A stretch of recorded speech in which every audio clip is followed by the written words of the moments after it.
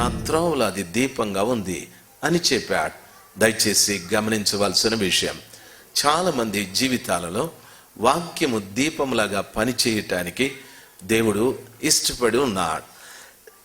అయితే వాక్యాన్ని మనం ఎప్పుడైతే నిర్లక్ష్యం చేస్తామో మనము ఆత్మీయంగా నడవవలసినటువంటి ఆ త్రోవ మనకు స్పష్టంగా కనిపించదు. ఎన్నో పర్యాలు మనం తప్పితం చేసి కొద్దిసేపు అయిన తరువాత అయ్యో నేను పొరపాటు చేశానే అని అంటాం. ఎన్నో పర్యాయాలు భార్య భర్తను తప్పుడుగా మాట్లాడి నా భర్త గురించి నేను చెడుగా మాట్లాడానే అని పశ్చాత్తాపడచ్చు. ఎన్నో పర్యాలు కాపరిని గురించి విశ్వాసి తప్పుడుగా మాట్లాడి ఒక సమయంలో నా కాపరి నేను చెడుగా మాట్లాడానే అని అనొచ్చు. ఏంది ఈ పొరపాట్లు జరగటానికి గల కారణము అంటే నీకు దీపం లేదు. నువ్వు నడిచే మార్గంలో దీపం ఉంటే గనక ఏ మార్గంలో నీవు నడుస్తున్నావో అనేది నీకు అర్థమవుతుంది. నువ్వు వెళ్ళే మార్గంలో దీపం ఉంటే నువ్వు ఏం మాట్లాడుతున్నావో ఏం ఆలోచిస్తున్నావో అనేది నీకు అర్థమవుతుంది. ఆ వాక్యము నాకు దీపంగా ఉండాలి అంటే ఆ వాక్యానికి రూతు నయోమికి సమర్పించుకున్నట్టు వాక్యానికి మన జీవితాన్ని సమర్పించుకోవాలి. నేను వాక్యము నేను అన్నట్టుగా సమర్పించుకోవాలి. వివాహపు దినమున ఓ స్త్రీ పురుషుడికి వివాహము చేసేటప్పుడు అక్కడ వాళ్ళు ఈ భారతదేశ సాంప్రదాయ ప్రకారంగా తాళి కట్టమని చెప్తారు. తాళి కట్టిన తరువాత వాళ్ళిద్దరి దగ్గర ఒడంబడికలు తీసుకుంటారు. ఈవిడ్ని నా సొంత భార్యగా అంగీకరిస్తాను, ఈమెకు నా మీద అధికారం ఇస్తాను, నా ఆస్తిలో నా సంపాదన అంతటిలో అధికారం ఇస్తాను, ఈమె వ్యాధి అందు బాధల్లో కష్టాల్లో సుఖాల్లో ఆమెతో నేను కలిసి ఉంటాను, ఎటువంటి పరిస్థితుల్లోనూ ఆమెను విడిచిపెట్టను, మరణం వరకు ఆమెను ఎడబాయను అని వాళ్ళిద్దరూ ఒడంబడికలు చేస్తారు. ఆ ప్రమాణము ఆయన కట్టిన తాళి వీటిని గుర్తుంచుకొని ఆ భర్త భార్యకు సమర్పించుకుంటుంది, భార్య భర్తకు సమర్పించుకుంటారు. ఒకరికి ఒకరు సమర్పణ అప్పగించుకొని ఆ రోజు నుండి జీవిస్తారు. ఆ రోజు నుండి వాళ్ళు చాలా జాగ్రత్తగా ఒకరికి ఒకరు భయపడుతూ, ఒకరికి ఒకరు లోబడుతూ, ఒకరిని ఒకరు గౌరవించుకుంటూ, ఒకరిని ఒకరు ప్రేమించుకుంటూ వారి సాంసారిక జీవితాన్ని కొనసాగిస్తారు. తాళి కట్టేటప్పుడు ఆ భార్య తన భర్త ఎదుట శిరస్సు వంచి తాళి కట్టమని చెప్తారు. ఆ శిరస్సు వంచిన భార్యకి ఆయన తాళి కడతాడు. ఎందుకు శిరస్సు వంచాలి అని అడిగితే, ఎంతవరకు నేను శిరస్సు ఎత్తి బ్రతికా నా పుట్టింటిలో నన్ను ఎవరు కూడా నా మీద పెత్తనాలు చేయలేరు. మా తండ్రి నన్ను పోషించాడు, నా తల్లి నన్ను పరామర్శించారు, నా తల్లి తండ్రి నన్ను చాలా చక్కగా గౌరవించారు, అవి చేశారు ఇవి చేశారు, చదువు ఇచ్చారు, ఉద్యోగం ఇచ్చారు అని. అయితే నేనెన్ని కలిగి ఉన్నా, నా తండ్రి ఇంటి నుండి నేనెన్ని తెచ్చుకున్నా, నీవు నా భర్తవి గనుక నీ ఎదుట నేను జీవితాంతం తలదించుకొని బ్రతుకుతాను, తల వంచుకొని అంటే నీకు లోబడి నేను జీవిస్తాను అనే ఆ గొప్ప ఆ అభిప్రాయాన్ని తాళి కట్టేటప్పుడు మనకు సూచనగా కనిపిస్తారు. నన్ను బాగా గమనించాలి దైవ జనాంగమా. ఆ రీతిగా ప్రభు బిడ్డలు కూడా క్రీస్తు అనే పెళ్లి భర్త దగ్గర మనము శిరస్సు వంచి బ్రతకాలంటే ఈ ఒడంబడిక చాలా ముఖ్యం. రూతు నయోమితో చేసిన ఒడంబడిక, మనము వాక్యముతో చేసిన ఒడంబడిక జీవితాంతం మన స్వపురుషుడైన క్రీస్తు ప్రభుల వారి ఎదుట తల వంచుకొని జీవించటానికి మనకు సహాయము చేస్తుంది. నా మాటలు ఎంతమందికి అర్థమవుతున్నాయో ఒకసారి హల్లెలూయా చెప్దాం. దేవునికి స్తోత్రాలు. దైవ జనాంగమా గమనించాలి. ఇప్పుడు 18వ వచనాన్ని చదువుతాను. తనతో కూడా వచ్చుటకు ఆమెకు మనస్సు కుదిరినదని నయోమి తెలుసుకొనినప్పుడు అందును గురించి ఆమెతో మాటలాడమానెను గనుక వారిద్దరూ బెత్లెహేమునకు వచ్చు వరకు ప్రయాణము చేసిరి. వారు బెత్లెహేమునకు వచ్చినప్పుడు ఆ ఊరు 18వ వచనాన్ని చదివి ముగించాను. చూడండి, ఇప్పుడు నయోమి రూతు మాట్లాడిన మాటల్ని గ్రహించి తనతో వచ్చుటకు ఆమెకు మనస్సు కలిగినదని నయోమి రూతుతో ఇంకేమీ మాట్లాడకుండా మౌనమైపోయాది అని ఆ స్థలంలో రాయబడింది. దైవ జనాంగమా, వాక్యం వినినప్పుడు ఆఖరిలో కొంతమంది బిడ్డలు, మీరు వాక్యం విన్నారు, ప్రార్థన చేసుకోండి, వాక్యం మీతో ఏం మాట్లాడాదో ఆ వాక్యాన్ని జ్ఞాపకం తెచ్చుకొని మీ జీవితాన్ని సరిచేసుకోండి అని చెప్తారు. ఆ ముగింపులో ఆ మాటలు చెప్పేటప్పుడు నువ్వు వినిన వాక్యము ద్వారా నీలో ఉన్న తప్పితాలేదో చెప్తే వాక్యం నిన్ను బాగా గమనిస్తాను. గమనించి నయోమి ఆ రూతును గమనించినట్టు, రూతు తనతో రావటానికి ఆమెకు మనస్సు కుదిరినదని తెలుసుకొని ఇంకా ఆమెతో ఏమీ మాట్లాడలేదు అని అంటారు. ఆ రీతిగా వాక్యం ఒక వ్యక్తి వినినప్పుడు వాక్యం ఎదుట నిలబడి మనము పశ్చాత్తాపడినా, లేక మనం చేసిన తప్పితాలని గూర్చి వదిలిపెట్టినా, లేక మన జీవితంలో ఉన్న కొదువలను గూర్చి వాక్యం ఎదుట కన్నీరు కార్చిన, వాక్యం నిన్ను బాగా చూస్తాది, వాక్యం బాగా గమనిస్తాది. ఓ, ఈ మనిషి నాతో పాటు రావటానికి మనస్సు కుదిరినది. దయచేసి గమనించాలి, ఈ వ్యక్తి నాతో పాటు రావటానికి మనస్సు కుదిరినది. వాక్యం విని వెళ్ళిపోకూడదు. ఎందుకంటే వాక్యము మనిషిని మాట లాంటిది కాదు.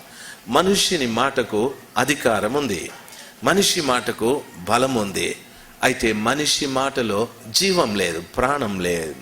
దేవుని మాటకు అధికారం ఉంది, దేవుని మాటకు బలం ఉంది, దేవుని మాటకు ప్రాణం కూడా ఉంది. చూడండి, అధికారం ఉంది దేవుని మాటకి. బాగా గమనించవలసిన విషయం, గాలి నిమ్మలించు, సముద్రమా సద్దనిగిపో అని అన్నాడు. గాలి నిశ్శబ్దమైపోయింది, సముద్రం నిమ్మలమైపోయింది. ప్రభు మాటకు అధికారం ఉంది. దైవ జనాంగమా గమనించాలి, ప్రభు మాటలో జీవము కూడా ఉంది, ప్రాణం కూడా ఉంది.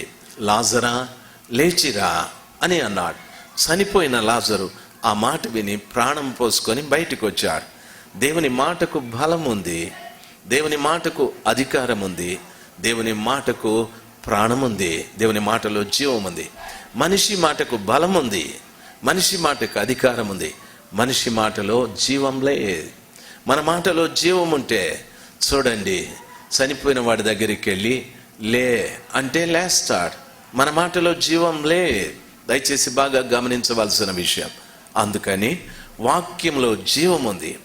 ఆ జీవం ఉన్నటువంటి వాక్యము ఎవరు తనను విన్నారో వాళ్ళను బాగా చూస్తుంది, వాళ్ళలో ఏ పరివర్తన వస్తుందో చూస్తుంది. నిజమా అని మీరు అడిగితే 100% నిజం. మన కాపరి బోధించినాడు, మన కాపరి చూసేటట్టుగా మన కాపరి చూడాలి నన్ను అని ఏడిస్తే ప్రయోజనం లేదు. కాపరి కంటే ముందు వాక్యం నిన్ను బాగా చూస్తాడు. హెబ్రీలకు రాసిన పత్రిక 4వ అధ్యాయం 12వ వచనంలో అంటాడు, మీరు పేపర్లు తిప్పద్దండి, నన్ను వినండి దయచేసి. హెబ్రీ పత్రికలో అట్లా చెప్తాడు. అపోస్తుడైన పౌలు వాక్యాన్ని గురించి మాట్లాడుతూ అంటాడు, దేవుని వాక్యము సజీవమైనది, బలము కలిగినది అని చెప్పాడు. ఈ వాక్యం ఎవరిదంటే దేవుని వాక్యం, నా వాక్యం కాదు, దేవుని వాక్యం. పౌలు గారు చెప్పిన మాట, ఓహో దేవుని వాక్యమా ఇది అని మనకు ఆలోచన వచ్చినప్పుడు ఆయన దాన్ని వివరిస్తాడు.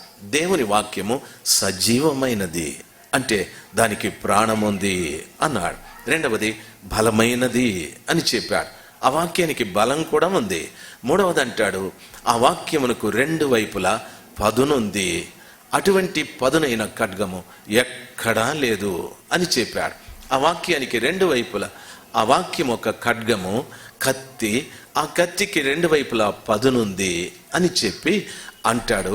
ఆ వాక్యము ప్రాణాత్మలను, కీళ్లను, మూలుగులను విభజించుచు, హృదయ తలంపులను శోధించుచు లోపలికి వెళ్ళుచున్నది అని చెప్పాడు.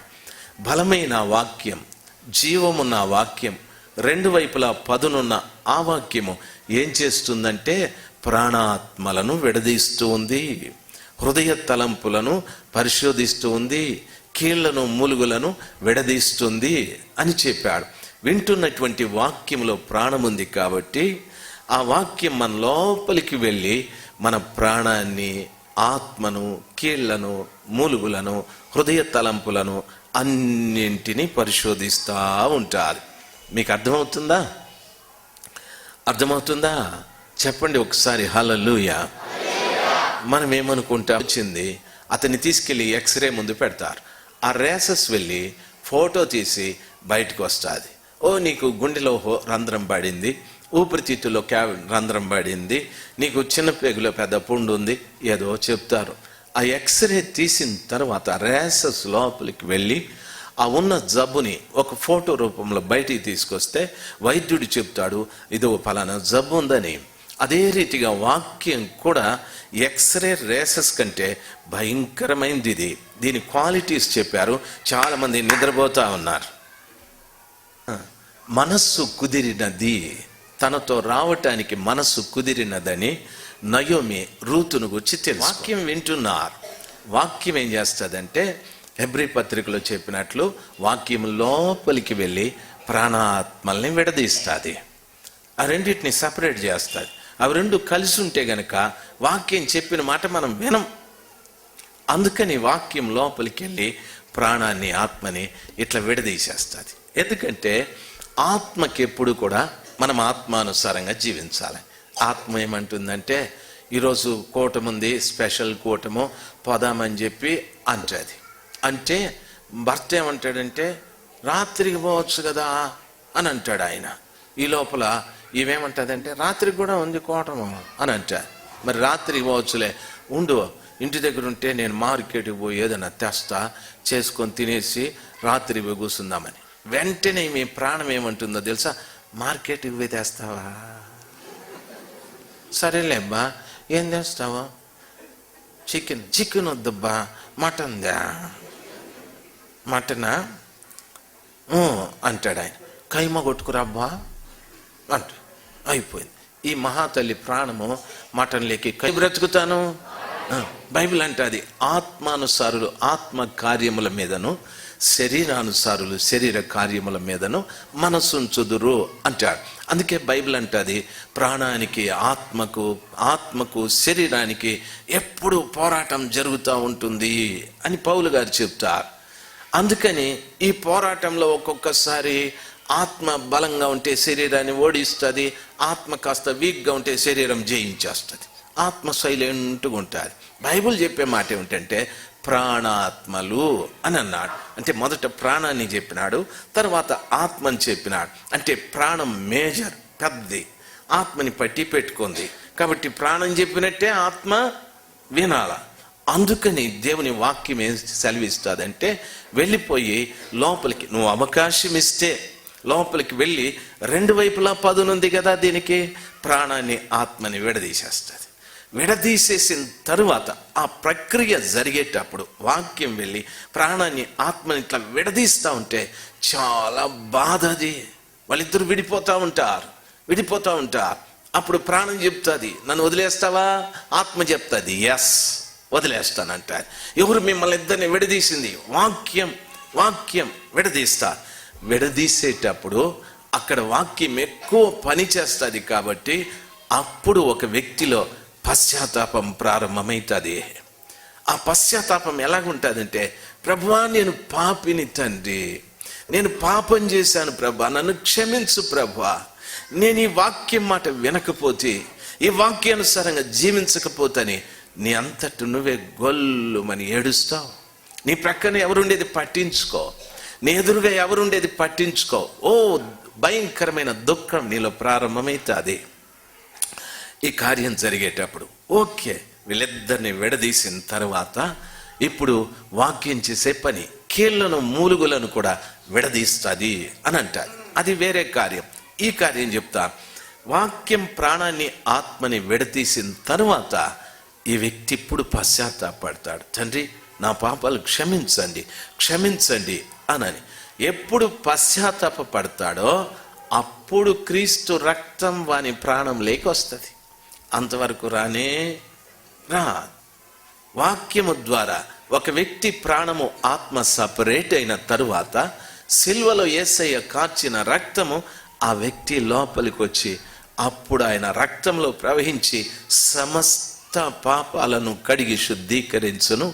ఆలోచనలు పవిత్రమైతాయి, తలంపులు పవిత్రమైతాయి, చూపులు పవిత్రమైతాయి, మాట పవిత్రమైపోతుంది, క్రియ పవిత్రమైపోతాయి. క్రీస్తు రక్తం ఒక వ్యక్తి రక్తంలోకి రావాలంటే వాక్యం ఒక వ్యక్తిలోకి వెళ్ళి ప్రాణాన్ని, ఆత్మని విడదీయాల. ఆ కార్యం జరగకపోతే నువ్వు ఎన్ని రోజులైనా కానీ ప్రభువా నీ రక్తం నా మీద కుమ్మరించమంటే నువ్వు అర్చుకోవాల్సిందే, కానీ ప్రభు రక్తం మన మీదకి వచ్చే ప్రసక్తి లేనే లేదు. అదైన తరువాత యేసయ్య రక్తం నీ రక్తంతో కలిసిన తరువాత రెండవది ఆత్మ ఉంటుంది. ప్రభు అంటాడు, నేనేం చేస్తానో తెలుసా, ఆదరణకర్తని పంపుతాను మీ దగ్గరికి. ఆయన సత్య స్వరూపియగు ఆత్మ, ఆయన మిమ్మల్ని సర్వసత్యంలోకి నడిపిస్తాడంటాడు. ఆత్మ 3 విధాలుగా పనిచేస్తుంది. ఒకటి, నీతో ఉండి నిన్ను నడిపిస్తుంది పరలోకానికి, నీ పై నుండి నీకు శక్తినిస్తారు. ప్రభు అంటాడు, పరిశుద్ధాత్మ మీ మీదికి వచ్చినప్పుడు మీరు శక్తి పొందుదురు. పరిశుద్ధాత్మ మీ మీదికి వస్తే మీరేం పొందుకుంటారు? శక్తి పొందుకుంటారు. ఓసారి ఆదివారం అది ఉంది, వద్దు ఆదివారమా వద్దు, నువ్వు మై నేను మాతాను ఫైటింగ్ కడింది, అంతే వెళ్ళిపోయింది. బిందెలు ఎత్తుకుని టాంగ్ టూంగ్ టూంగ్ అని వేసుకునింది, తలబుర్ర పగలగొట్టుకునింది, అన్ని భాషలతో మాట్లాడింది, గుళ్ళోకి వచ్చి కూర్చునింది. మీకు అర్థమైందా? ప్రాణాత్మలు కలిసి ఉండే వాళ్ళు చేసే పనులు ఇవి. ప్రాణము ఆత్మ విడదీయబడితే ప్రాణంలోకి మన ప్రభు ప్రాణం, ఆయన రక్తం కలుస్తుంది. బైబిల్ చెప్తుంది, క్రీస్తు రక్తము ప్రతి పాపము నుండి మనలను కడిగి శుద్ధీకరించేది, పవిత్రపరిచేది. హల్లెలూయా. రెండవది, అదైన తర్వాత పరిశుద్ధాత్మ వచ్చి మన ఆత్మలోకి వస్తుంది. ఆత్మ మన ఆత్మతో కలుసుకుంటారు. నీ లోపల యేసయ్య రక్తం, నీ లోపల పరిశుద్ధాత్మ రెండు పని చేయడం ప్రారంభిస్తారు. అప్పుడు నీవు నీ రక్తం నీది కాదు. అప్పుడు ఎలాగ మారిపోతావు అంటే, నిన్నెవడైనా కుడి చెంప మీద కొడితే నువ్వు అంటావు, ఈ పక్క కూడా కొట్టున్నా అని అంటావు. నిన్నెవడైనా కొట్టడానికి పూనుకొనక ముందే నువ్వు కొడతావు. ఎప్పుడు? ఆయన రక్తం నీ రక్తంతో కలవక ముందు. అంటారు, నేను గనక ప్రభు నమ్ముకోకుండా ఉన్నింటే పని రే అని. ఏంది నువ్వు నమ్మిండేది? నీ మగమా? ఏమీ లేదు, ఏమీ లేదు. మీకు అర్థమవుతుందా? దయచేసి గమనించాల్సింది, వాక్యం మనల్ని పరిశీలిస్తుంది. వాక్యం మన లోపల ఉన్న వాటిని సపరేట్ చేస్తారు. నయోమి రూతు తనతో రావటానికి మనస్సు కలిగినదని అని వాక్యం సెలవిస్తారు. దేవుని వాక్యం విన్న తరువాత వాక్యం నీలో పని చేయడం ప్రారంభిస్తుంది. వాక్యం ఆలోచిస్తుంది, ఏమని తెలుసా, ఈ వ్యక్తి నాతో రావటానికి ఇతనికి మనస్సు కలిగినది అని వాక్యం తెలుసుకోవాలి. మనల్ని గూర్చి వాక్యం తెలుసుకోవాలి. ఎంత లోపలికి మనం వెళ్ళాలో బాగా గమనించాల్సింది. ప్రియమైన దైవ జనాంగమా, దేవుని వాక్యంలో చెప్పబడిన రీతిగా ఆమెంటుంది, ఇంకా ఏమీ మాట్లాడకుండా మానేసి చూడండి, బెత్లెహేము వచ్చు వరకు ప్రయాణము చేసిరి. వారిద్దరూ బెత్లెహేము వచ్చు వరకు ప్రయాణము చేసిరి. హల్లెలూయా. మోయాబులో వాళ్ళ మనస్సులు కుదిరిన తర్వాత వాళ్ళు ఇంకెప్పుడు విడిపోలేదు. ఆ మార్గం గుండా బయలుదేరి బెత్లెహేం వచ్చేంత వరకు ఇద్దరు కలిసి ప్రయాణం చేసిరి. ఈ మాట నాకు చాలా ఇష్టము. ఇద్దరు కలిసి ప్రయాణం చేసిరి. హల్లెలూయా. చెప్పండి హల్లెలూయా. నువ్వు వింటున్న వాక్యము నీతో కలిసి ప్రయాణం చేయాలని నీ లోపలికి వెళ్ళి నిన్ను బాగా చూస్తుంది. నీకు ఆ వాక్య ప్రకారంగా జీవించాలనే మనస్సు కలిగిందా లేదానని వాక్యమే నిన్ను చూస్తూ ఉన్నది. వాక్యమే నిన్ను చూస్తూ ఉంది. నీ మనస్సు వాక్యముతో కుదిరినట్లయితే ఇప్పుడు వాక్యము నీవు ఇద్దరు కలిసి ప్రయాణమైపోతారు. నేను ఇంకా వాక్యం విడిచిపెట్టదు, వాక్యం నువ్వు విడిచిపెట్టావు, ఇద్దరు కలిసి ప్రయాణమైపోతారు. దైవ జనాంగమా, ఈ అనుభవం మనకుందా ఆలోచించాల్సింది. నేను వాక్యం వినటానికి వెళ్తాను, ఓకే మంచిది, వాక్యం బాగా చెప్పారు, నాకు సర్టిఫికెట్ ఇచ్చినారు, థ్యాంక్ యూ. అయితే వాక్యం నిన్ను పరిశీలిస్తుంది. ఆ పరిశీలించేటప్పుడు నీ ప్రాణాత్మలు వేరయ్యాయా? వేరైతేనే యేసయ్య రక్తం నీ రక్తంతో వేరైతేనే నీ ఆత్మతో పరిశుద్ధాత్మ కలుసుకుంటుంది. అది లేని పక్షాన నీళ్ళ బిందె ఆవిడ ఉంది చూడు సత్యమ్మ, ఆ ఆత్మ వస్తుంది మన మీదికి, గొడవల ఆత్మ వచ్చేస్తుంది. దయచేసి గమనించవలసిన విషయం, 19వ వచనాన్ని చదువుతాను. వాళ్ళు కలిసి ప్రయాణం చేసిరి. నీవు వాక్యము కలిసి ప్రయాణం చేయాలి. దయచేసి బాగా వినా. చాలామంది వాక్యంతో కలిసి ప్రయాణం చేయని వాళ్ళు ఏం చేస్తారో తెలుసా? మనుషుల్ని సెలెక్ట్ చేసుకుంటారు. చాలామంది, ఇక్కడే కాదు ప్రపంచంలో 199 మంది వాక్యంతో కలిసి ప్రయాణం చేసేది తక్కువైపోయాది, మనుషులతో కలిసి ప్రయాణం చేసేది ఎక్కువైపోయాది. అది మనం భక్తి అనుకుంటున్నాం, అది భక్తే. మనుషులతో స్నేహం కలిగి రావడం మంచిదే, that's well and good. But ఒకటి, పరలోకానికి వెళ్ళాలంటే వాక్యంతో కలిసి ప్రయాణం చేసే అనుభవంలోకి మనము రావాలి. లేదు, ఇమ్మాన్యుయల్ చర్చికి రావాలంటే ఎవరితోనైనా కలిసి రావచ్చు, పోతా ఉండొచ్చు. అంటే నువ్వు వస్తావు, వాక్యం వింటావు, తిరిగి వెళ్ళిపోతావు. నువ్వు ఎట్లుంటావంటే ఖాళీ పాత్ర. ఖాళీ పాత్ర, దాంట్లో ఏమీ ఉండదు. పాట పాడమంటే కంఠస్థం రాదు నాకు పాట అంటాడు. ప్రార్థన చేయమంటే శాన్నాళ్ళు అవి చేసి నువ్వు చేయి మళ్ళీ చేస్తాను అంటాడు. ఏందురా 20 ఏళ్ళ నుండి గుడికి వస్తున్నావు, ప్రార్థన రాదా? చెయ్యి ప్రార్థన అంటే ఏం చేస్తాడు తెలుసా? నాయనా తండ్రి నీకు స్తోత్రం స్తోత్రం స్తోత్రం. యేసయ్య వెళ్తున్నారు, ఒక 2 వెళ్తున్నారు, వాళ్ళతో పాటు నడిచినాడు. వాళ్ళంతా ఏదో చెప్తా ఉంటే ప్రభు కూడా వాళ్ళకి చెప్పినాడు, అయ్యా ఫలానా లేఖనంలో ఇట్లుంది కాబట్టి ఆయన అట్లా సిలువలో చనిపోవాల్సిందే అని చెప్తా ఉంటే వాళ్ళ హృదయాలు మండినాయి అంటారు.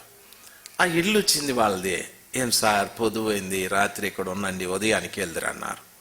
వాళ్ళు చాలా మంచి అతిథి ప్రియులు. యేసయ్యకి రొట్టె కూడా ఇచ్చినారు వాళ్ళు. యేసయ్య ఏం చేసినాడు? దొరికింది లేని లబ్బుకొని తినలే. ప్రభు స్తోత్రాలు చెప్పినాడు. స్తోత్రాలు చెప్పి రొట్టె ఇచ్చే లోపల వాళ్ళ కండ్లు తెరవబడ్డాయి అని ఉంది. ఎవరి కండ్లు? యేసయ్యతో నడిచిన వాళ్ళు, ప్రయాణం చేసిన వాళ్ళ కండ్లు. వాళ్ళ హృదయాలు మండినాయి, కండ్లు తెరవబడినాయి. ఇప్పుడు వాళ్ళు ప్రభుని గుర్తుపట్టేసినారు, ఈయన యేసునని. ఎవరు? ఏం మాట్లాడరు? బండలేదా? వాక్యముతో మనం కలిసి ప్రయాణం చేస్తే మన హృదయాలను మండిస్తాడాయన. వాక్యంతో కలిసి ప్రయాణం చేస్తే మన కళ్ళను తెరుస్తాడాయన. ఆయనను గుర్తుపెట్టే నేత్రాలు, ఆయన మాట విని మండే హృదయాలు దేవుడు మనకు దయచేస్తాడు. వాక్యంతో నడవకపోతే మన హృదయం మండదు, మన కళ్ళు తెరవబడవు. మన హృదయం మండకపోతే మన హృదయంలో ఉన్న కల్మషం కాలిపోదు. మన కళ్ళు తెరవకపోతే యేసుని మనం చూడలేం. కళ్ళు మూతలు పడినంత కాలం సౌలు యేసుని తిరస్కరిస్తూ వచ్చాడు. దమస్కులో ప్రభు అతనికి దర్శనమిచ్చాడు. ఆ తరువాత ఆయన తిన్ననిది అనబడిన వీధిలో ఉంటే అననీయ ప్రవక్త వచ్చి ప్రార్థిస్తే కన్నులలో నుండి పొరల వంటివి రాలగా అనుంది. ఆయన కళ్ళు తెరవబడ్డ తరువాత ఈ సిలువ వేయబడిన యేసే క్రీస్తు. ఏ వ్యక్తిని నేను దేవుడు కాదన్నానో ఆయనే దేవుడు. ఆయన కొరకు నేను ప్రాణమే పెడతాను, ఆయన కొరకు నేను సమస్తాన్ని వదిలిపెడతాను. నా మట్టుకైతే బ్రతుకుట క్రీస్తే, సావైతే లాభము అని చెప్పాడు. దైవజనాంగమా, మీరు విన్న వాక్యం మీ లోపలికి వెళ్ళి మీ ప్రాణాత్మలను వేరు చేస్తుంది. యేసయ్య రక్తం మీ రక్తంతో కలిసేటట్టు, పరిశుద్ధాత్మ మీ ఆత్మతో కలిసేటట్టు సహాయము చేస్తుంది. ఆ వాక్యం మిమ్మల్ని పరిశీలిస్తుంది. దయచేసి గమనించాలి. ఏమని పరిశీలిస్తుంది? ఈ మనిషి నాతో ప్రయాణమై రావటానికి మనస్సు కుదిరినదా లేదా? ఈ మనిషి వాక్యముతో ప్రయాణమై పోవటానికి మనస్సు కుదిరినదా లేదా? మీరు ఆలోచించండి. మీరెంతవరకు ఈరోజు చెప్పిన వాక్యంలో ఎంతవరకు మీరు ఎదిగారో మీకు బాగా తెలుసు. కాబట్టి వాక్యంతో నడవటానికి మనమందరం కూడా సిద్ధపడాలి. వాక్యం విన్నప్పుడంతా వాక్యం ఎదుట నిలబడి చాలా వినయపూర్వకంగా, తండ్రి ఈ వాక్య ప్రకారంగా నేను లేను అన్నప్పుడే వాక్యం లోపలికి వెళ్ళి ఏ పరిస్థితుల్లో నీవు లేవో దాన్ని ప్రక్కకు తీసివేయటానికి ప్రయత్నం చేస్తుంది. ఆ తప్పితాన్ని తొలగిస్తుంది. దాని అపోస్తుడైన పౌలు అన్నాడు, మీ ఆత్మకు కళంకం అంటకుండా, మచ్చ డాగు అంటకుండా వాక్య ఉదక స్నానము చేస్తాడు అని చెప్తాడు. స్నానం చేసినట్టుగా చేసేస్తాడు. ఈ రోజున్న మలినం రేపటి దాకా రాకుండా ఈ రోజు మలినాన్ని అక్కడే కడిగి శుద్ధీకరిస్తాడు. నా మాట అర్థమైన వాళ్ళు గట్టిగా ఒకసారి హల్లెలూయా చెప్దాం. హల్లెలూయా. దైవ జనాంగమా, 19వ వచనాన్ని చదువుతాను. వారు బెత్లెహేమునకు వచ్చినప్పుడు ఆ ఊరి వారందరూ వారి యొద్దకు గుంపు కూడి వచ్చి, ఈమె నయోమి కదా అని అనుకొనుచుండగా, ఆమె సర్వశక్తుడు నాకు చాలా దుఃఖము కలుగజేసెను గనుక నన్ను నయోమి అనక మారా అనుడి అని చెప్పారు. ఇద్దరు కలిసి వచ్చారు. ఎక్కడి దాకా వచ్చేసారంటే బెత్లెహేముకు వచ్చేసారు. బెత్లెహేముకు వచ్చిన తర్వాత అమ్మలక్కలందరూ వచ్చేసారు అక్కడికి. ఎవరెవరు వచ్చినారు? సిస్టర్స్ అంతా వచ్చేసినారు. Old believers, old friends. ఈమె పోయి వాళ్ళ ఇల్లు తెరుచుకుంటా ఉంది. తలుపో గిలిపో తెరుస్తూ ఉంటుంది. ఆ కిటికీలు ఊడిపోయి ఉంటాయి, తలుపు చిల్లులు పడిపోయి ఉంటుంది, పైకప్పు ఊడిపోయి ఉంటుంది. అంత అందరూ వచ్చి చూసినారు. ఇది మన నయోమి, బాగున్నావా అని. అట్లా అడగద్దండి నన్ను, బాగున్నావా అని. యెహోవా నాకు చాలా కీడు చేసినాడు. నోరు తెరిస్తే దేవుడి మీద కంప్లైంట్లే కొందరికి కదా. నోరు తెరిస్తే దేవుడి మీద కంప్లైంట్లే. ఈరోజు విన్న వాక్యం మనలో పని చేయాలా? విన్న వాక్యం మనల్ని చూసి నాతో మీకు మనసు కుదిరిందని చెప్పాలా? నీ మనసు కుదిరితే వాక్యము నీవు ప్రయాణమైపోతారు. ఇద్దరు కలిసి నడిస్తే నీవు లేఖనాలు వినున్నప్పుడు నీ హృదయం మండడం ప్రారంభిస్తుంది. లేఖనాలు వినేటప్పుడు తరువాత క్రీస్తుని కళ్ళారా చూసే నేత్రాలు, ఆయన ప్రత్యక్షత నీకు కలుగుతుంది. ఆయనతో కలిసి వాక్యంతో కలిసి నడవకపోతే ఆ ప్రత్యక్షత లేదు, మన హృదయం మండేది లేదు. ఎలాగొచ్చామో అలా కూర్చుంటాం, ఎలాగున్నామో అలాగుంటాం, ఎలాగ వెళ్తామో అలాగే వెళ్ళిపోతాం. ఏమీ సంబంధం లేని వాళ్ళుగా వెళ్ళిపోతాం. దైవ జనాంగమా, యేసయ్య రాబోతూ ఉన్నాడు. వస్తున్న క్రీస్తు ప్రభుల వారిని ఎదుర్కోవటానికి ఒక వ్యక్తిలో జరగవలసిన మార్పులు ఇన్ని మార్పులు రావాలి. ఇంత లోతుగా మన ఆత్మీయ జీవితాన్ని నడిపించుకుంటేనే పరోక్షంగా ఉన్న యేసయ్య మనకు ప్రత్యక్షం అవటానికి అవకాశాలు ఉంటాయి. విశ్వాసముతో దేవుడున్నాడని నమ్ముతున్న మనము ఒకరోజున నేరుగా ఆయన ఎదుట నిలబడటానికి ప్రభు కృపదయ చేస్తాడు. నయోమిని వాక్యము అని చెప్పాను. బెత్లెహేముకు వచ్చిన తరువాత నయోమి తన వాళ్ళతో మాట్లాడుతూ, దేవుడు నాకు దుఃఖాన్ని కలుగజేశాడు, ఇంకా నన్ను నయోమి అనకండి, నేను మారాని. మారా అంటే చేదు. నా జీవితం చేదైపోయాది. భర్త చనిపోయాడు, కొడుకులు చనిపోయారు, కోడలు వెళ్ళిపోయారు, ఈ ఒక్క కోడలు నాతో పాటు వచ్చాది, నా జీవితం చేదైపోయింది అని మాట్లాడేది. అంటే వాక్యము ఒక రోజున చేదుగా మారేది. వాక్యము మధురం. 19వ కీర్తనలో చెప్తాడు, మధురమైన వాక్యము ఒకరోజు మారాగా మారిపోయాది. ఎప్పుడు మారాగా మారాది? యోహాను సువార్త 1వ అధ్యాయంలో ఆ వాక్యము శరీరధారి అయి కృపాసత్య సంపూర్ణుడుగా మన మధ్య నివసించాను. ఆ వాక్యం ఏ వాక్యము? ఆది అందు వాక్యం ఉండెను, వాక్యము దేవుని యొద్ద ఉండెను, వాక్యము దేవుడై ఉండెనని. దేవుని వద్ద ఉన్న వాక్యం, ఆదిలో ఉన్న వాక్యం, దేవుడై ఉన్న వాక్యము ఒక శరీరంగా మారిపోయాది. ఆ శరీరంలో కృపా సత్యము సంపూర్ణము చేయబడది. ఆ శరీరానికి యేసనే పేరు పెట్టారు. యేసయ్య 30 సంవత్సరాలు తల్లిదండ్రుల దగ్గరుండి 3.5 సంవత్సరం తన్ని లోకానికి పంపిన పరలోకపు తండ్రి పనిచేస్తూ వచ్చాడు. యేసయ్యని తీసుకెళ్ళి ఆయనను అన్యాయస్తులు పిలాతుకు అప్పజెప్పాలనే ప్రణాళిక, యేసయ్యని చంపేయాలనే ఆలోచన. అప్పుడు యేసు ప్రభుల వారు ఆఖరి దినమున శిష్యులతో కలిసి భోంచేసి ఆయన ఒలీవల మనబడే కొండకు వెళ్ళాడు. వెళ్ళి అక్కడ గెత్సేమనే వనంలోకి వెళ్ళి ఆయన ప్రార్థన చేస్తూ ఉండేటప్పుడు ఆయన ముఖం మీద చెమట రక్తముగా మారిందని ఆయన ప్రార్థనలో, ప్రభువా ఈ పాత్రలోనిది నేను తాగలేను, నీ చిత్తమైతే ఈ గిన్నె నా వద్ద నుండి తొలగించమని ఆయన ప్రార్థన చేస్తున్నాడని వాక్యం సెలవిస్తారు. ఆ గెత్సేమనే వనంలోకి వెళ్ళి మోకాళ్ళ మీద నిలబడి ప్రార్థిస్తున్న తండ్రి ఒక పాత్రని చూస్తూ ఉన్నాడు. ఆ పాత్రలో అందరి పాపాలు ఉన్నాయి. ఈయన పాపరహితుడు. అంతవరకు నయోమి మధురమైన పాత్రలోనిది ఎప్పుడు తాగాడో మారాగా మారిపోయాడు, చేదైపోయాడు. ఆయన మారగా మారకపోతే సిలువకు అర్హుడు కానే కాదు. ఆయన సిలువ వేయబడాలంటే అందరి పాపాన్ని ఆయన సేవించాలి, స్వీకరించాలి, నేరస్తుడుగా రుజువు కావాలి.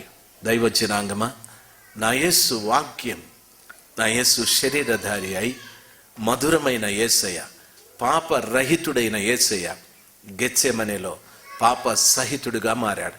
మధురము మారగా మారాది. నయోమి అంటుంది, నన్ను ఇంకా నయోమి అనకండి, నన్ను మారా అని పిలవండి. సర్వశక్తుడైన దేవుడు నాకు చాలా దుఃఖాన్ని కలుగజేశాడని. నిజమే, నా యేసు చాలా దుఃఖపడ్డాడు. వాక్యం అంటుంది, తండ్రి నన్ను నేల విడిచితివి అని అంటున్నాడు. దయచేసి వినాలి. ఆ మాట ప్రకారంగా కృపగలిగిన యేసయ్య తండ్రి చేతుల్లో నుండి విడవబడిన వాడుగా, మధురమైన యేసయ్య మారగా మారబడ్డాడు మనందరి కోసం. ప్రియ తల్లి, నా ప్రియమైన తండ్రి, ఇక్కడ నేను ముగిస్తాను 20వ వచనం దాకా. కాబట్టి కృపగలిగిన దేవుడు ఈ రోజున మనతో కలిసి ఆయన వాక్యం నడవటానికి, మనం వాక్యంతో నడవటానికి ఆ అనుభవంలోకి మనం వెళ్ళాలి. వాక్యంతో ఒక వ్యక్తి నడవాలంటే వాక్యం నీ లోపల పని చేయాలి. వాక్యం నీ ప్రాణాన్ని, ఆత్మని విడదీయాలి. అప్పుడు ఆయన రక్తం నీ రక్తంతో, ఆయన ఆత్మని ఆత్మతో కలుస్తుంది. లేకపోతే ఆ కార్యం జరగదు. మామూలుగానే ఉంటావు, బాగా పాడుతూనే ఉంటావు, అబద్ధాలు చెప్తూనే ఉంటావు, బాగా ప్రార్థన చేస్తూనే ఉంటావు, మోసాలు చేస్తూనే ఉంటావు, బాగా ఉపవాసాలు ఉంటావు, అన్యాయాలు చేస్తావు, బాగా అన్నీ చేస్తావు. అన్నీ చేసేసి చిన్నగా అప్పుడప్పుడు సిగరెట్ మొక్కొడేస్తావు. మీరెవరు తాగరనుకోండి, కొంతమంది చెప్తాను, అట్లా మారిపోతుంది జీవితం. ఒక్కటి మీరు గమనించాల్సింది, వాక్యం విన్నాను, వాక్యం నా ప్రాణాన్ని, ఆత్మని వేరు చేసేదా అని ఆలోచించండి. ఆ వేరు చేయబడినప్పుడే యేసయ్య రక్తం, యేసయ్య పంపిన ఆత్మ నాలో కలుసుకుంటుంది. లేకపోతే అవి రెండు కలిసి ఉన్నప్పుడు ఆ ఆత్మ, ఆయన రక్తం నా మీదికి రాదు. ఎప్పుడు వాక్యం మనతో కలుస్తుందో ఇద్దరు కలిసి నడుస్తాం. ఎప్పుడు వాక్యంతో కలిసి నడుస్తామో అప్పుడు నా హృదయం మండుతుంది, నా కళ్ళు తెరవబడతాయి. నా హృదయం మండుతుంది, నా కళ్ళు తెరవబడతాయి. యేసయ్యని చూసే ఆ ప్రత్యక్షత నాకు ఉంటుంది. ఇంకా లోకంలో ఏది నేను చూడను, దేనికి నేను ఆకర్షింపబడను.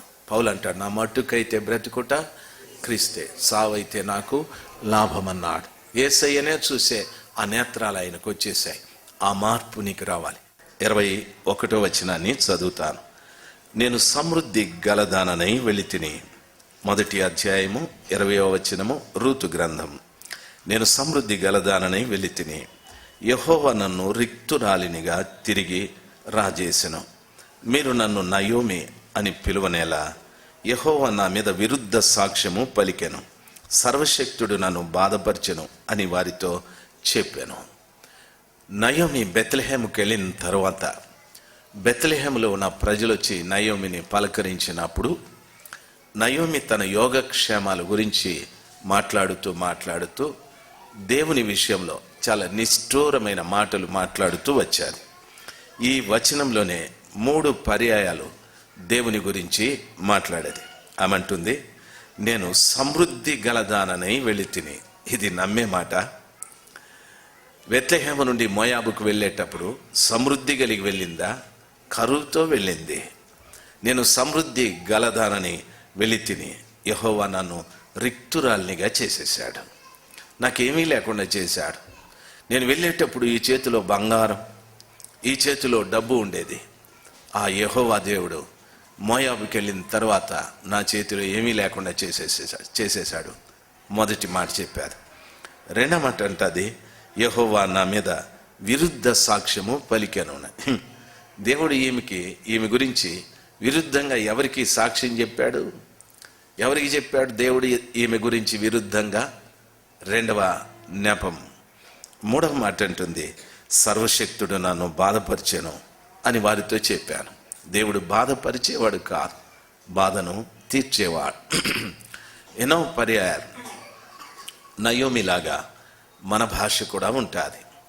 మనం చేసే తప్పితాలను దేవుని మీద చెప్పి, దేవుని మీద నిందలు మోపి మాట్లాడుతూ ఉంటాం.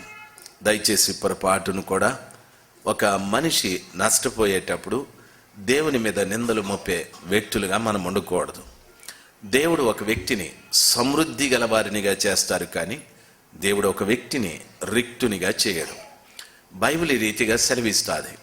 యోహాను 10:10లో చెప్పబడిన మాట ఏమిటంటే, నేను దొంగిలించుటకును హత్య చేయుటకు నాశనము చేయుటకు వచ్చును, నేనైతే జీవం ఇవ్వటానికి, సమృద్ధి అయిన జీవం ఇవ్వటానికి వచ్చాను, నా గొర్రెలకు జీవం ఇవ్వటానికి వచ్చానని చెప్పాడు. దేవుడు సమృద్ధినిచ్చే దేవుడు, సాతానుడు నాశనం చేసేవాడు. సామెతలు 8వ అధ్యాయంలో అంటాడు, నన్ను ప్రేమించు వారిని నేను ప్రేమిస్తాను, నన్ను ప్రేమించు వారిని ఆస్తికి కర్తలునుగా చేయుదును అని ప్రభు సెలవిచ్చాడు. దేవుడు వృద్ధి చేసేవాడు, దేవుడు ఎప్పుడు నాశనం చేసేవాడు కాదు. ఆ రీతిగా నయోమి చెప్పినటువంటి మాట ఒట్టిది అని వాక్యం సెలవిస్తారు. పత్రికలో వాక్యం ఈ రీతిగా చెప్పబడింది, ఆయన బలిష్టమైన చేతి కింద దీన మనస్కులై ఉండుడి, తగిన కాలమందు ఆయన మిమ్మల్ని హెచ్చించును. ఆయన హెచ్చించే దేవుడు, తగ్గించే దేవుడు కాదు. వాక్యం ఈ రీతిగా సెలవిస్తారు, యథార్థవంతులను బలపరచుటకై యెహోవా నేత్రము భూలోకమంతా సంచారము చేయుచున్నదని. ఆయన బలపరిచే దేవుడు, అంతేకాని బలహీనపరిచే దేవుడు కాదు. ఆయన యందు భయభక్తులు కలిగిన వారి నిమిత్తం ఆయన దాచి ఉంచిన మేళ్ళు అనేకాలు అని చెప్పాడు. దేవుడు మేళ్ళు మన కొరకు దాచాడు, కానీ నాశనం మన కొరకు దాచిపెట్టలేదు. నాశనమైన, వృద్ధి లేని తనమైన, లేమి అయినా సాతానుడికి సంబంధించింది. కొరింథీ పత్రికలో అపోస్తులుడైన పౌలు, దరిద్రులైన మనలను ధనవంతుల్నిగా చేయుటకు ఆయన దరిద్రుడుగా పుట్టెను అని వాక్యం సెలవిస్తారు. యేసయ్య బెత్లెహేములో పశువుల పాకలో పుట్టడానికి గల కారణం ఏమిటి? ఆ దరిద్రపు స్థితిలో ప్రభువుకి మరియ తల్లి జన్మనివ్వటానికి గల కారణం ఏమిటంటే, నా దరిద్రమును దేవుడు తీసుకొని ఆయన ఐశ్వర్యాన్ని నాకివ్వటానికి. నయోమి ఈ స్థలంలో చెప్పినటువంటి మాట, నేను సమృద్ధి గలదానను, దేవుడు నన్ను రిక్తురాలినిగా చేసిననే మాట ఒట్టి మాట. దేవుడు రిక్తుల్నిగా ఎప్పుడు చేయడు. భక్తుడైన దావీదు అంటాడు, నా గిన్నె నిండి పొర్లుచున్నది, నేను బ్రతుకు దినములన్నీయు కృపాక్షేమములు నా వెంట వచ్చును అని చెప్పాడు. యెహోవా నాకు కాపరి కాబట్టి నా గిన్నె నిండి పొర్లుచున్నది, నేను బ్రతికే దినాలన్నీ కృపాక్షేమము నన్ను వెంబడిస్తుంది అని చెప్పాడు. ఏ స్థలంలో చూసినా దేవుడు ఎవరిని కూడా రిక్తుల్నిగా చేయలేదు. పొరపాటున మీరు కూడా దేవుని మీద ఆ నింద మోపకూడదు. దేవుడు తన నమ్మిన పిల్లల్ని ఐశ్వర్యవంతుల్నిగా చేయాలనే ఆశ, కానీ దరిద్రుల్నిగా చేయాలని లేదు. రెండవ మాట అంటుంది ఈమె, నన్ను నయోమి అని సరి యెహోవా నా మీద విరుద్ధముగా సాక్ష్యము పలికెను అని అంట. దేవుడు ఎప్పుడు కూడా ఎవరి విషయంలోనూ విరుద్ధముగా సాక్ష్యము పలకడు. నన్ను బాగా గమనించాలి. దేవుడు ఎలాంటి వాడో తెలుసా? మన విషయంలో మంచి సాక్ష్యాన్ని పలికేవాడు. అబ్రహాము హాగర్ను పెళ్లి చేసుకున్నాడు. 10 సంవత్సరాలు దేవునితో మాట్లాడలేదు. 10 సంవత్సరాలు, ఈ 10 సంవత్సరాలు దేవునితో మాట్లాడకుండా దూరమైపోయాడు, హాగరుతో ఉండిపోయాడు. అబ్రహాము దేవుని మాట విని బయలుదేరి తన తండ్రి అయిన తెరహు మాట విని హారాను ప్రాంతాలలో నిలిచిపోయి దేవుని చెప్పిన రీతిగా ప్రయాణం చేయలేదు. అప్పుడు 10 సంవత్సరాలు దేవునితో మాట్లాడలేదు. అయినా అబ్రహామును చూసి దేవుడేమంటాడో తెలుసా? అబ్రహాము నా స్నేహితుడు అని చెప్పాడు. 20 సంవత్సరాలు తనకు దూరంగా వెళ్ళి భార్య మాటలు విని క్రమాన్ని తప్పి మరొక్కరిని ఐగుప్తీయురాలను పెళ్లి చేసుకున్న దేవుడు అబ్రహామును చూసి అన్నమాట, నా స్నేహితుడు అని చెప్పాడు. ఎవరికి విరుద్ధంగా ఆయన సాక్ష్యము పలికేటటువంటి వాడు కానే కాదు. నిన్ను గూర్చి కూడా నన్ను గూర్చి కూడా విరుద్ధంగా సాక్ష్యం పలకడు. మోషేని చూసి, మోషే నా ఇల్లంతటిలో నమ్మకస్తుడు, భూమి మీద ఉన్న ప్రజలలో సాత్వికుడు అని చెప్పాడు. మంచి సాక్ష్యం చెప్పాడు. మోషేని గురించి ఐగుప్తు దేశానికి వెళ్ళి అడిగితే వాడు హంతకుడు అని చెప్తారు. వాళ్ళ సొంత ఇంటి వారి దగ్గరికి వెళ్ళి అడిగితే వాడు కూషు దేశస్తురాలను పెళ్లి చేసుకున్నాడు అని ఆయన మీద నేరం మోపుతారు ఇంటి వారి దగ్గర. ఆ తర్వాత తాను పెరిగిన ఐగుప్తు దేశంలో మోషేని గురించి మంచి సాక్ష్యం లేదు. దేవుడు మోషేకి విరుద్ధంగా ఆయన సాక్ష్యం చెప్పకుండా, నా ఇంటిలో నమ్మకస్తుడు, వాళ్ళ ఇంట్లో ఆయనను గురించి ఏం చెప్తారో నాకు అనవసరం. మోషే నా ఇంటిలో నమ్మకస్తుడు. మన ఇంట్లో ఒక్కొక్కసారి మన గురించి మంచి చెప్పరు. నా భార్యనా, ఓ ఎమ్మో, దాన్ని చేసుకున్నప్పటి నుండి నాకు దెయ్యం జుట్టుకుంది అని ఈయనంటాడు. దెయ్యాన్ని పెళ్లి చేసుకున్నవాడు పిశాచ్ అయ్యి ఉంటాడు. ఆ మాట తెలియదు ఈయనకి. బాగా గమనించాల్సింది. పెండ్లాన్ని దయ్యం అన్నాడు, ఈడు కర్ణ పిశాచ్ అయ్యి ఉంటాడు. ఆమంటుంది, ఈయన్ని కట్టుకున్నప్పటి నుండి నాకు శని మూసుకునింది అని. ఈమెకి ఆడు శని అయితే ఈమె మునీశ్వరుడు అయి ఉంటుంది. కాబట్టి దయచేసి గమనించాల్సింది, నువ్వు అతన్ని అనేటప్పుడు ఇతన్ని ఈమెను అనేటప్పుడు ఆలోచించి అనాలి. ఏమనాలి తెలుసా? నా భార్య బంగారం. అప్పుడు నువ్వు అపరం చేస్తావు. భార్య భర్త మీద కానీ భర్త భార్య మీద కానీ విరుద్ధ సాక్ష్యము పలకకూడదు. ఎందుకు అని అడిగితే, వారిద్దరూ ఏక శరీరం. మన శరీరంలో దేవుడు అన్ని రెండుగా పెట్టాడు. 2 కళ్ళు, 2 ముక్కు పుటములు, 2 చెవులు, 2 చేతులు, 2 పెదాలు, 2 దవళ్ళు, బుబ్బు అన్నీ 2. అవునా కాదా? 2 గుండెలు పెట్టింటే ఎంత బాగుండు. ఒకటి ఫెయిల్ అయితేనే ఇంకో దాన్ని స్టార్ట్ చేసింది. అవునా కాదా?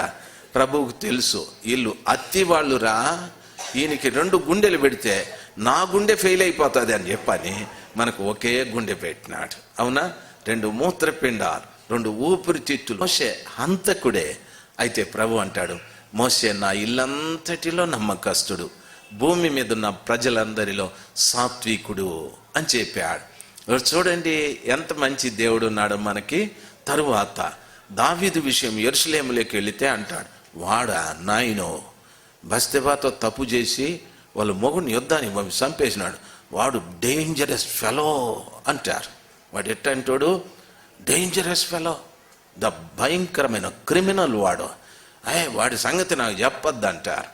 అయితే ప్రభు అంటాడు, దావీదు నా జ్యేష్ఠ కుమారుడు, నా హృదయానుసారి. దేవుడు ఎప్పుడు విరుద్ధంగా సాక్ష్యం చెప్పే దేవుడు కానే కాదు. నీ మీద కానీ నా మీద కానీ ప్రపంచంలో ఎవరి మీద కానీ దేవుడు విరుద్ధంగా సాక్ష్యం చెప్పడం.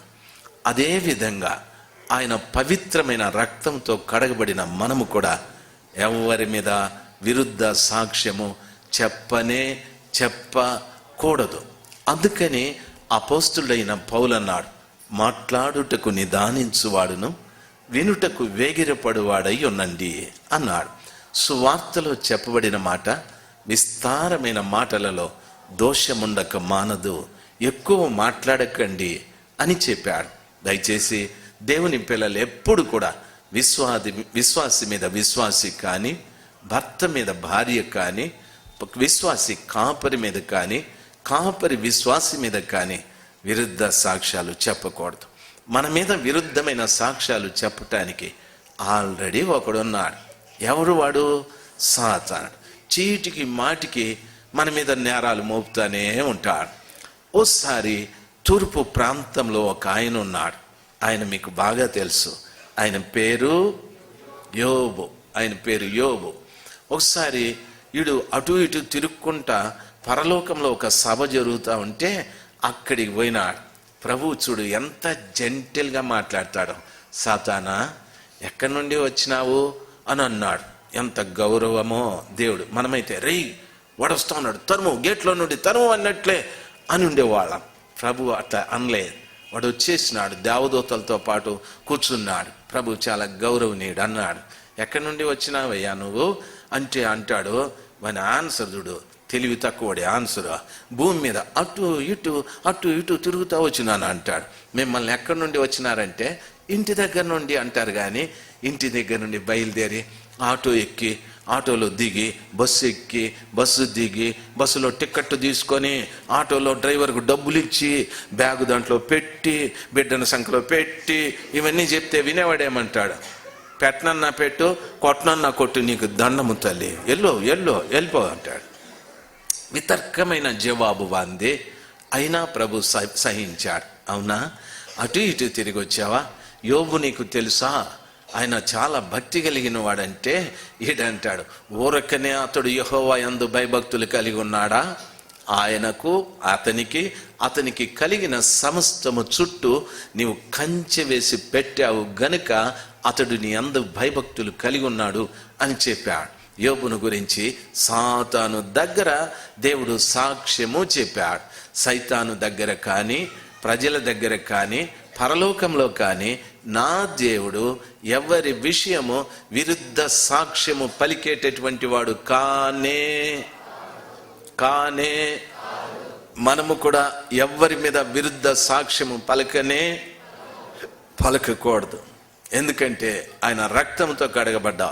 మహాతల్లి నయోమి గారు అంటున్నారు, యెహోవా నా మీద విరుద్ధ సాక్ష్యము పలికెను అని చెప్పి సర్వశక్తుడు నన్ను బాధపరిచెను అని అంటారు మహాతల్లి.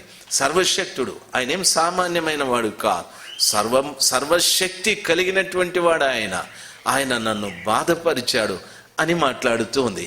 దేవుడు బాధపరిచేవాడు కాదు, బాధను తీర్చేవాడు. బాగా గమనించాలి.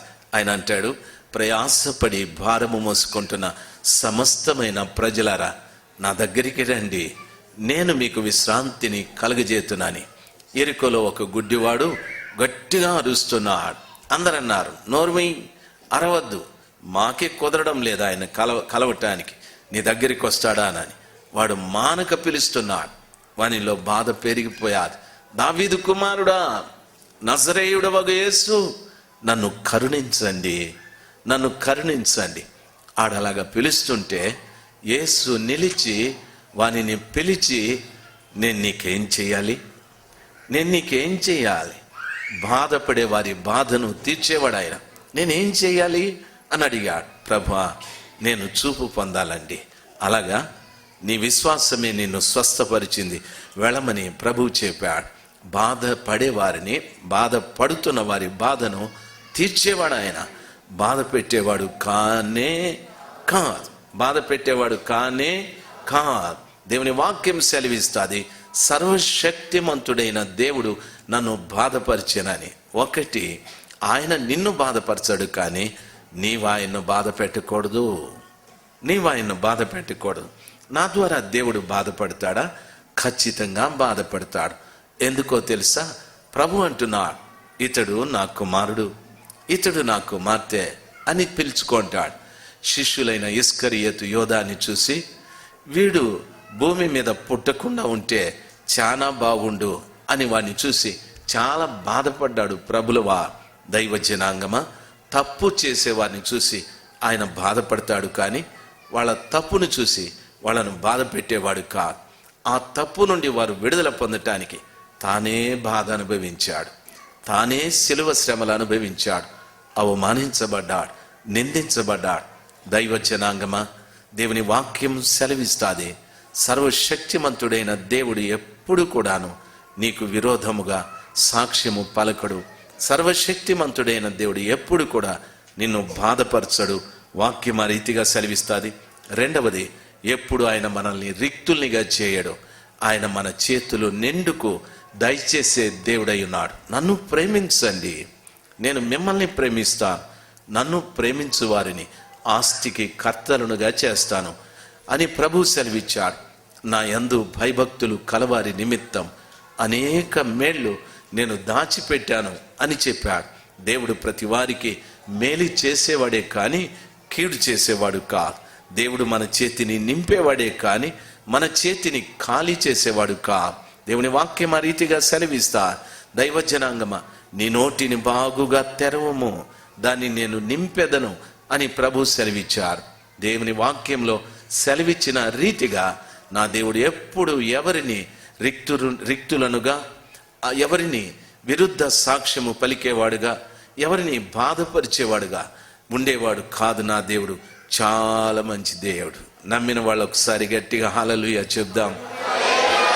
ఈ రాత్రి ఒకవేళ ఎవరైనా బాధపడుతూ ఉంటే, మానసికంగా, శారీరకంగా, ఆర్థికంగా, ఇతరుల ద్వారా నెమ్మది లేని తనము, వీటి ద్వారా బాధపడుతూ ఉంటే ప్రభు దగ్గరికి రండి.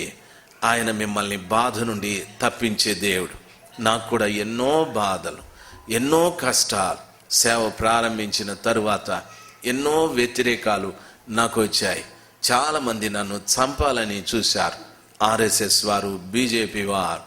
చూడండి ఎంత భయంకరమైన టార్చర్ అంటే అంత భయంకరమైన టార్చర్.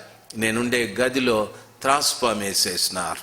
త్రాస్పామ్ వేసేసి ఆడు ఫోన్ చేస్తాడు, ఏరా ఇంకా చచ్చిపోలేదా నువ్వని. నువ్వెవడు రా నన్ను చావమంటావు అంటే, నువ్వు ఇంకా చావలేదు ఏందిరా అనని. నేను చావనని చెప్పన్నాను. నీ రూమ్లో త్రాస్పామ్ వేసినానని చెప్పినాడు. అప్పుడు సావు భయం వచ్చింది నాకు. నా రూమ్లో త్రాస్పామా? నిజమా? అవును అని అన్నాడు. ఇంకా మన దగ్గర ట్రైనింగ్ అయ్యే పిల్లల్ని పిలిచి, రే అందులో పాము ఉందంట చూడండి రా రూములో అంటే, నేను బాను అంటాడు ఒకడును. రే చూడరా సార్, త్రాస్పామ్ అంటే ఎట్లా సార్ పోయేది నాయనా, నేను పోను నాయనా అని. సరే ప్రభా స్తోత్రం. ఓ పొడుగాటి కర్ర ఎత్తుకొని డింగ్ డింగ్ అని రూమ్లోకి పోయి మంచం కింద, నువ్వు కూడా రారా తోడికి. మంచం కింద అంతా చూసినాను, కర్ర పెట్టి ఏమీ లేదు. తర్వాత అంతా వెతికినాం, సూట్ కేసులు బయట పెట్టినాం, అవి పెట్టినాం, ఇవి పెట్టినాం. ఓ చిన్న బీరువాలు 2 ఉన్నాయి. దాని కింద చూస్తే అక్కడుంది నాగబుజ్జి అక్కడుంది. రే ఏడుంది రానని ఒక జంపు చేసినాడు చూడు మా వాడు బయటికి.